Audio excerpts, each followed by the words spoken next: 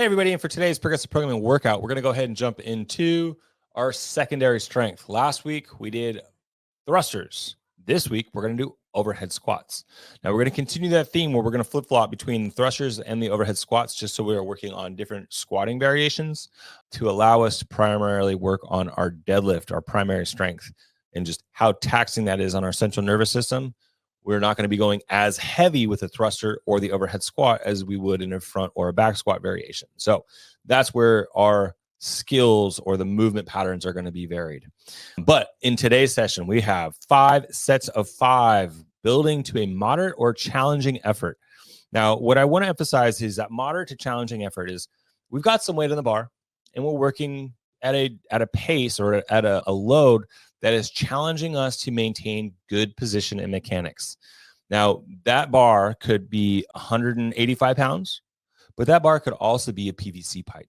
So I really want to emphasize that we need to continue to focus on the quality of the range of motion and also the quality of control we have through the range of motion.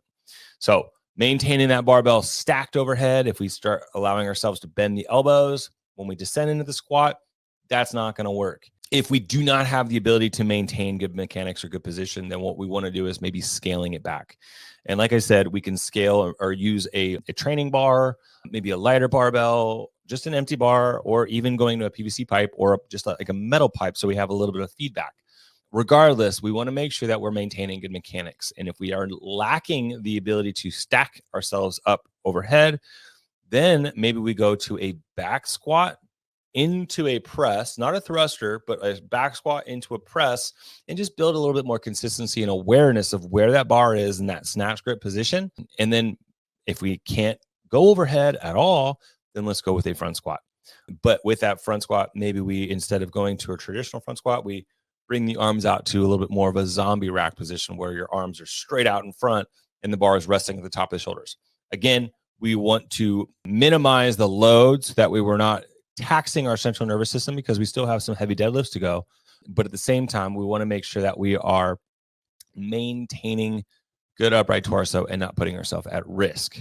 Now, once we have finished off our overhead squats, we're going to go ahead and jump into a 4-timed component. Now, this is going to have a 9-minute time cap to it.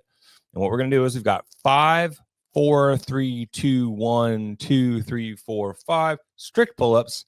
And then we have 50, 40, 30, 20, 10, 10, 20, 30, 40, 50. So down to 10, back up to 50, double unders. There's an extra 20 in here, so disregard that. So looking at this workout, what we have is essentially some strict pull-ups and some double unders. Now, depending on how our ability or how we are with our strict pull-ups, if we need to use a band for assistance, that's fine. If we need to scale further, go to a ring row. Find something that's going to be a challenging pace to hang on to 5, 4, 3, 2, 1. And at the same time, when we get to the double unders, this is going to be where we're more likely to see people getting tripped up. So on the double unders, make sure that we're getting into a rhythm, breathing, and don't punish yourself with singles or doubling or tripling single unders for every double under. Stick with the 50, 40, 30, 20, 10, 20, 30, 40, 50 double unders, but modify to a single under. So think of every 3 to 5 singles, 5 to 10 singles, depending on where we're at, throw a double under attempt in there. So that way we can keep ourselves moving through this workout.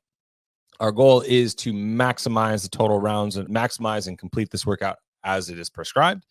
But there will be a decent amount of DNFs, did not finish. So what we want to do in this case is taking the time cap of 9 minutes and add however many reps that were not completed within the seconds. So if you end up over 60 reps, add a minute to it. So for example, let's say we get through and we have 75 reps not completed. My score in sugar water as I log it would be 10:15. So 60 going into the minute and then another 15 reps or 75 seconds. So time cap of 9, but my total score would be 10:15 if I did get time capped. That way we can still complete this workout as it was prescribed within the time cap. And if you do complete it within the time cap, just put your time. Otherwise, add the seconds for every rep not completed. That's it for today. Have fun.